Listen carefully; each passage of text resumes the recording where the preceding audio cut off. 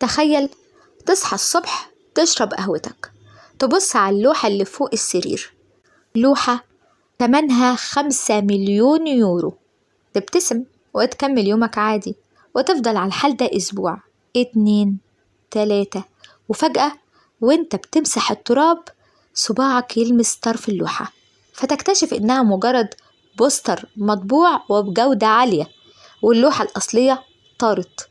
الأدهى بقى إن سيستم الإنذار اللي متكلف ملايين بيقول إن مفيش نملة دخلت البيت. السلام عليكم. مدريد 2023، إحنا قدام أكبر عملية نصب وشياكة في تاريخ أسبانيا الحديث. حي لا موراليخا في مدريد ده مش مجرد حي، ده مربع الأكابر، سكن المشاهير ورجال الأعمال واللعيبة. وفي نص 2023 الخبر طلع للعلن هز الدنيا. رجل الأعمال، التقارير فضلت محتفظة على اسمه بسرية لأسباب أمنية، بس وصف بيته بأنه قلعة.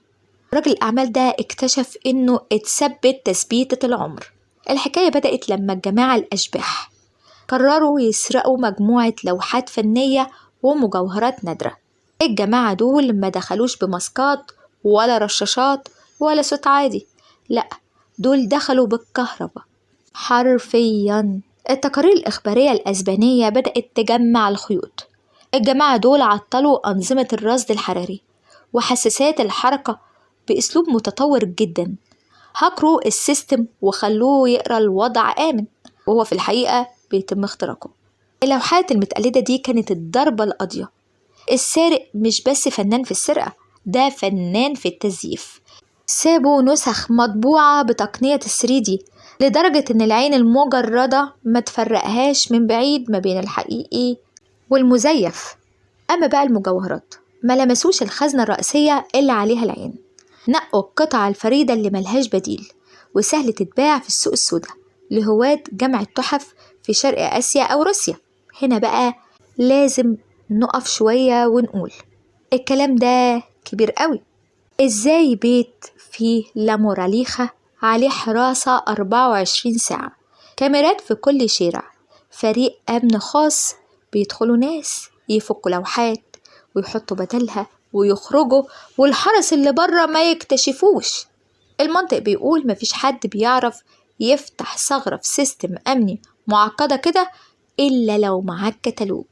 المنطقي إن السرقة تمت على فترات، يعني الجماعة دول ما دخلوش ليلة واحدة وخلصوا. غالبا كان في دخول استطلاعي وتصوير دقيق للوحات عشان يعرفوا يقلدوها بالمقاس والشكل.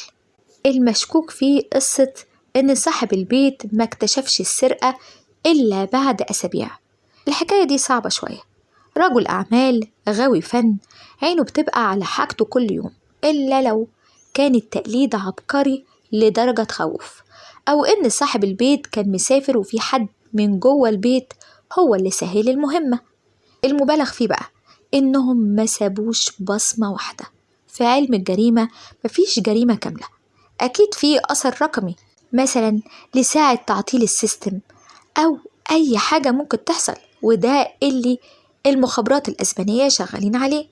نيجي بقى للنقطة اللي المواقع الأسبانية لمحت ليها ومحدش ركز فيها قوي.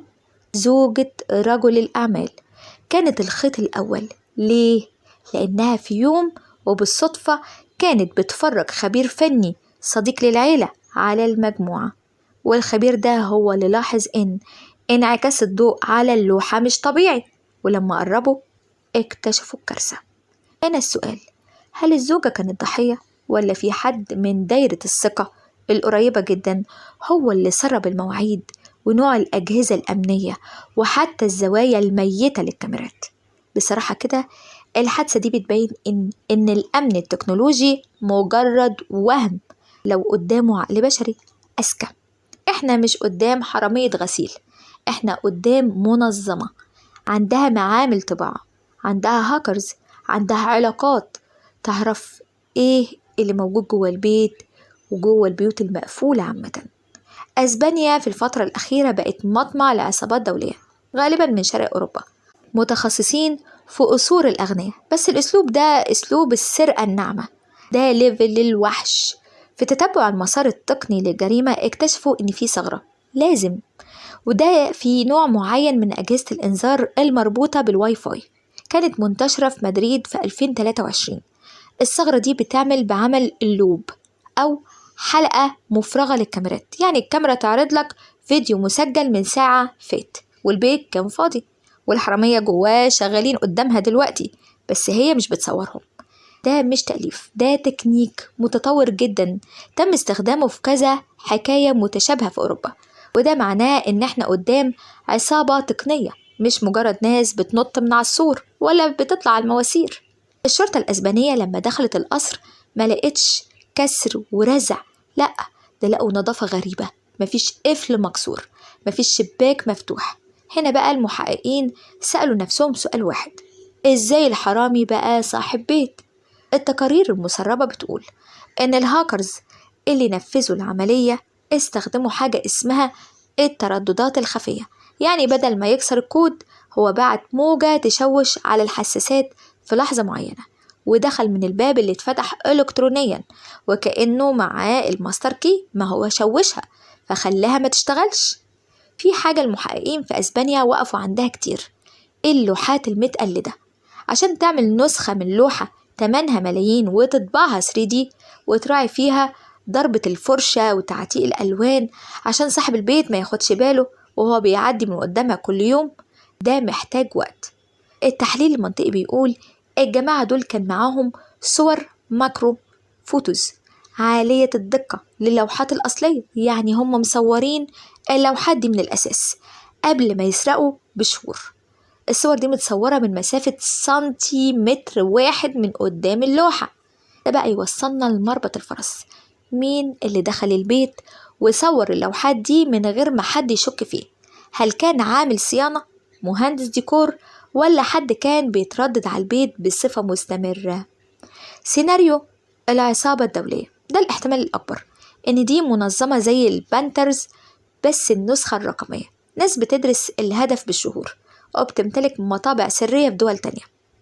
الاحتمال ده قوي، بس محتاج خاين من جوه الدايرة المقربة يسلمهم خريطة الأمان، يعني حد شغال من جوه البيت، حد عارف المكان كويس قوي وقادر إنه يساعدهم. كمان في سيناريو انتقام المنافسين، يعني إنها مش مجرد سرقة، دي عملية كسر مناخير لرجل الأعمال، إننا نقدر ندخل بيتك وناخد أعز ما تملك ونقعدك 3 أسابيع تتفرج على صور مطبوعة وإنت مش واخد بالك. بس الحرامي البروفيسير بيدور على الفلوس مش المنظرة. اللوحات دي تصريفها في السوق السوداء أصعب من سرقتها حتى كمان. طيب في تزييف الحقيقة؟ ممكن. هل ممكن تكون السرقة تمثيلية لأغراض تانية، مثلا تأمين؟ رجل الأعمال هو اللي عمل كده، بس ده مستبعد جدا لأن السمعة في الأوساط دي أهم من الفلوس.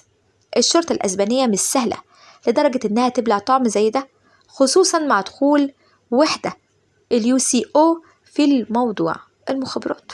بناء بقى على مصادر تقنية تتبعت أسلوب الجريمة في مدريد في 2023، في كلام إن السارقين استخدموا الذكاء الاصطناعي عشان يقلدوا صوت صاحب البيت أو المسؤول عن الأمن في مكالمة تليفون للسيستم المركزي عشان يطلبوا تعطيل مؤقت للصيانة.